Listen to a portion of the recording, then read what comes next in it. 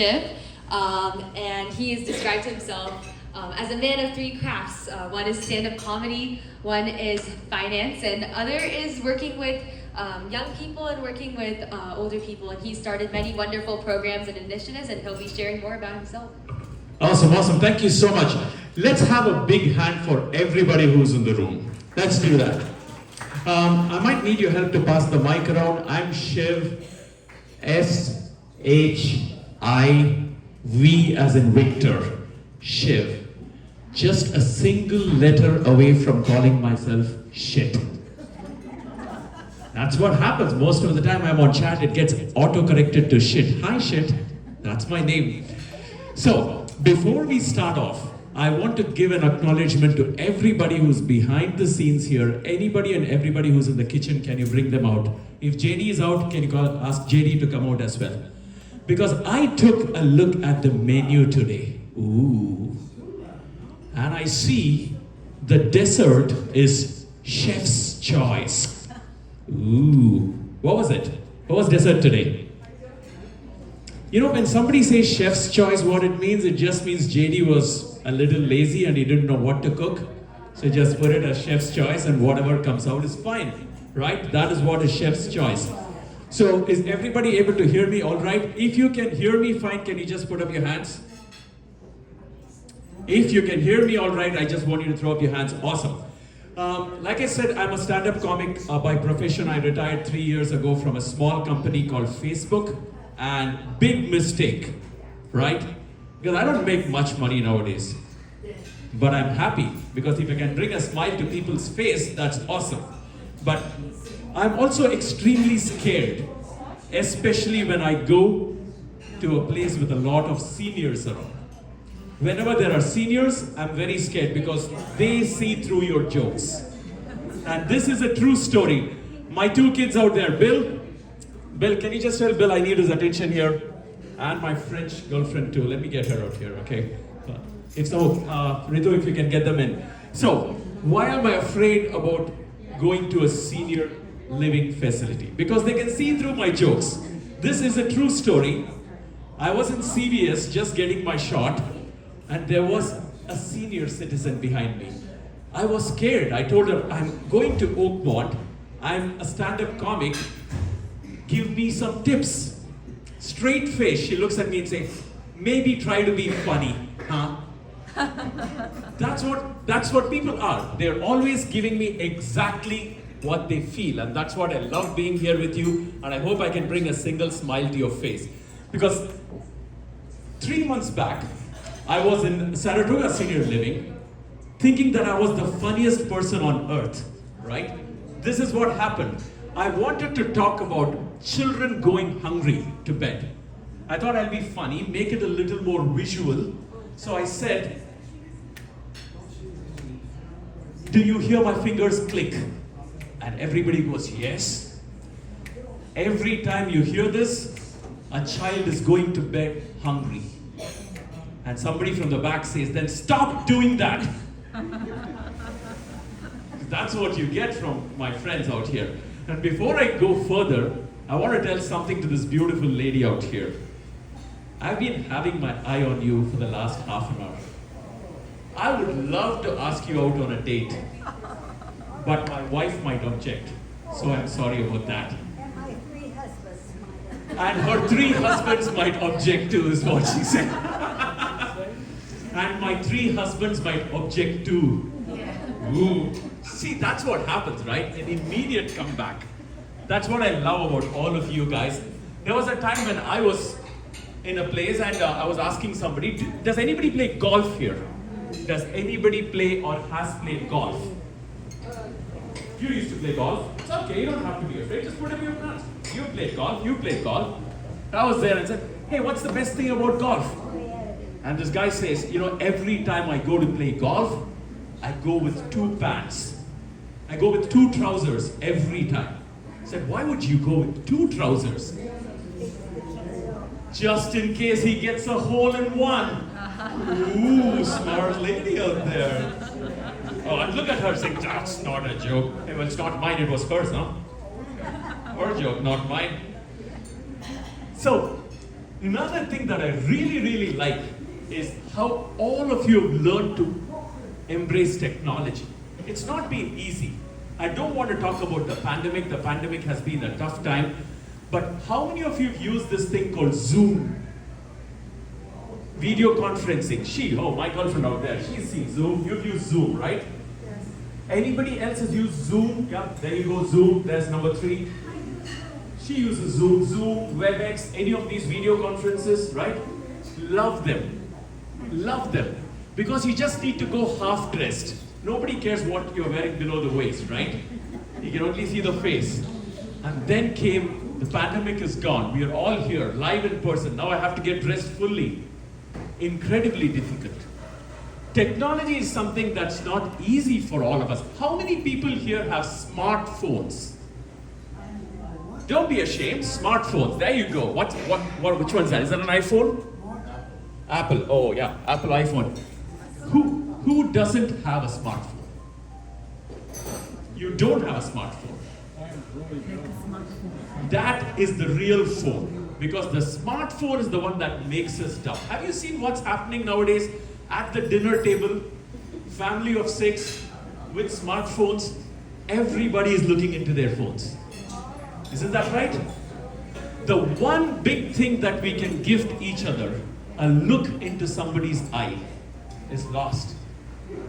I was actually near the Great Mall in Milpitas, and there was a kid, a 12-year-old kid on a smartphone, very seriously on a smartphone at the intersection. And I said, buddy, what are you doing? He's saying, I'm just trying to Google, you know what they do? Google everything, right? I'm just trying to Google how to cross the street. That's what the world's come to, right? Everything is a smartphone. And for every moment you have to take a photograph with a smartphone. I was in Yosemite, one of the most beautiful places on earth. The sun's rising over the hills. And God, nature has given us these 2 beautiful cameras, our eyes, to look at sunrise. But is that what we do? Everybody takes out their smartphone and starts taking a picture of the sun. Isn't that right? Yeah, you don't have one because you have your eyes to take care of it, right? So everybody is taking their smartphones and technology is taken over the world. Isn't that true? Is there anybody who agrees with the fact that technology is slowly taking over the world? No? Yep, that she agrees with me. Because going beyond all this technology, we need to have a personal connection, right? So this is what I did. With my brother's family, I have 2 nieces. We said, let's go back to 1990s. Ooh, that scary thought. It is, right? No cell phones, no internet, and just for fun we said no TVs. So we said we'll have a 1990s day. Everybody sits around and do what? That's scary, right? What do you do when you don't have your phone, you don't have internet, and you don't have TV? So this is what happened. Everybody's looking at each other's face. What would you do? Play games. What else could you do? Read. Simple things that connects us to the world we've forgotten. Play games, read, look at each other's face, ask us each other, how are you doing today? Has become a struggle. And this is what really happened. All of us are sitting around, and after 2 minutes, as if we're going for our drug, everybody's saying, can I just look at the phone, please? Can I just look at the phone, please? And then something really funny happened. My grandmother tried to reach out to a book, and my niece said, hey grandma, and this is a true story. What is that scar on your hand? My grandma has a huge black scar on her hand. What is that scar on your hand? Simple things that we forget to notice, don't we? And my grandma says, that's a scar that I got when I baked my first cake. And for the next 30 minutes, when she baked her first cake, a carrot cake, back in the 50s, and over the next 30 minutes, all we were talking about is the recipe of that cake.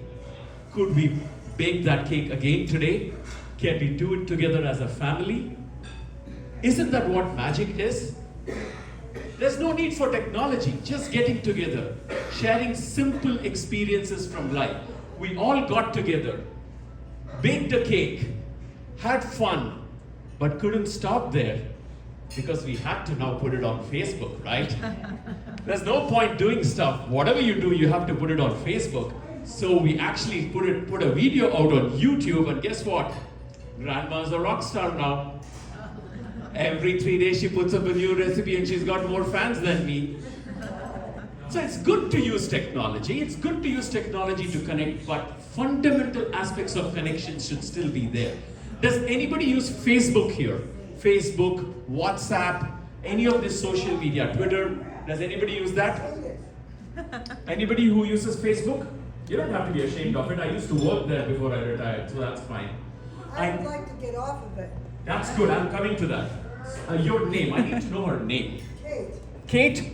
Kate said, I need to get off of it, right? Anybody who's been on Facebook, used Facebook? You have? You have? Anybody else who's, because if I'm going to talk about Facebook, I would love to know if you've seen it. Anybody has seen Facebook? There are 3 kinds of people on Facebook, right? The first, who would put anything and everything they do on Facebook. Everything. I woke up on Facebook. I brushed my teeth on Facebook. I had a coffee, a photo of a coffee on Facebook. That's group number 1. Group number 2 is the one which likes everything on Facebook. It doesn't matter whether you've read what's there. Just keep scrolling. Like, scroll, heart, scroll, like, and then they will ask you these amazing questions. What a wonderful coffee. Can you share me the recipe of this coffee? Coffee doesn't have a recipe, it's just coffee beans, right? And then there's the third group. This is the most dangerous group, and I think you might be part of that group. Is one which never comments on anything. Is the silent majority. Keeps watching, knows everything, but never comments on Facebook. Is that right? But there's a fourth group, I think, which Kate belongs to, is to stay away from social media when you don't need it, so that you can retain your sanity. Would you agree with that, Kate? Yes? Just stay away from social media and you can retain your sanity? Yes? Yes, I heard a yes from there. So, before I go, I'll share with you a story. I'm a comic, I travel around the country, and if you ever believe that there is something called intergenerational connection possible, it happened 3 miles from here. When the pandemic happened, I thought I shouldn't be keeping quiet, I should do something for my seniors. And a whole group of my seniors were struggling to get food, to place orders for food online. So I said, let me gather my resources, bring people together, and I'll deliver food to my seniors. Okay, so I'm the middle generation and there's my senior generation. Then a bunch of kids came and said, can we be part of this? Instead of you reaching out to my seniors and saying what you need for food, can we be the ones reaching out to other seniors and take their food orders? Now here's the special thing. All these kids were autistic kids. Does everybody know what autism is? I had a group of 12 autistic kids calling up my seniors and requesting my seniors what they need for food, and me being the guy in the middle generation enabling them. So I want to leave you with this thought that if the 3 generations get together, I can use the experience and wisdom of your generation, the resources of my generation, and the energy of Ritu's generation, and we can make magic happen. Thank you so much for being part of my life. Thank you so much for allowing me to be here. Have a wonderful evening and a wonderful journey ahead. I'm Shiv. Thank you so much.